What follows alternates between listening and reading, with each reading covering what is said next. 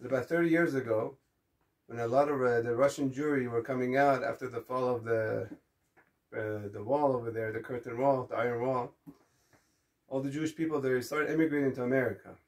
A lot of them coming out of communist Russia, they weren't so educated as they are today, so they didn't know what to do, where to go.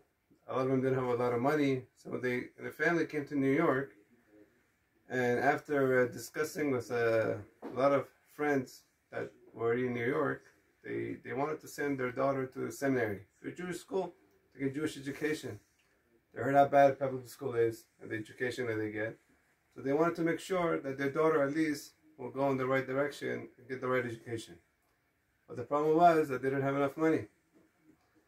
So they searched around and they found out there's a Russian organization that has nothing to do with religion. But whoever is coming out of Russia, all these immigrants that are coming out and they want to come to America, they help them out.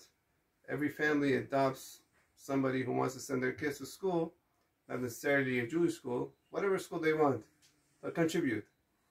So there was a very rich millionaire, a Russian millionaire, that they tried to set him up that this person should contribute for this family's daughter. And he agreed. He sent his own kids to public school, but he agreed. You want to take the money? Take the money. I'll give it monthly. For 16 years, month in and month out, he gave $1,000. I did the calculation. It came out $192,000.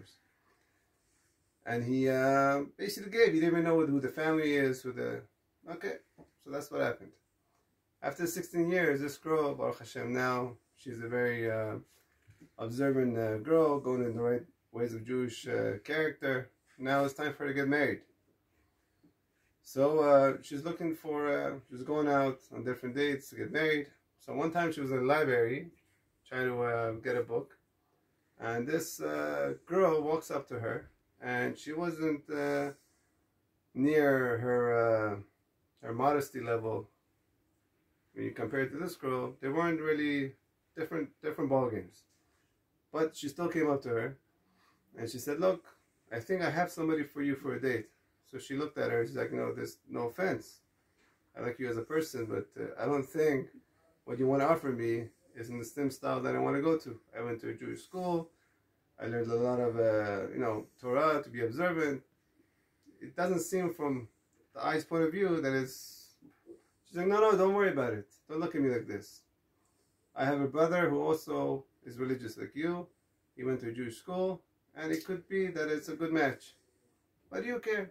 Let's go out. Let them go out. Okay. He said, here's my rabbi's number. Have his rabbi call my rabbi, and we could set up a date. So they did that, and Baruch Hashem, they hit it off. He's good for her. She's good for him. They're looking for the right things in life to make a nice Jewish home according to the Torah. And he got to the level that they agreed that they want to get married. Now the parents have to meet.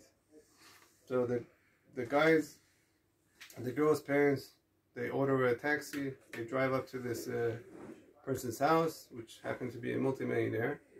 And they walk in, and they couldn't believe it. They found out after discussing the different things that they were discussing, that the man, the father of this boy, was about to marry this girl, is none other than the guy who was sending $1,000 check for this girl for 16 years.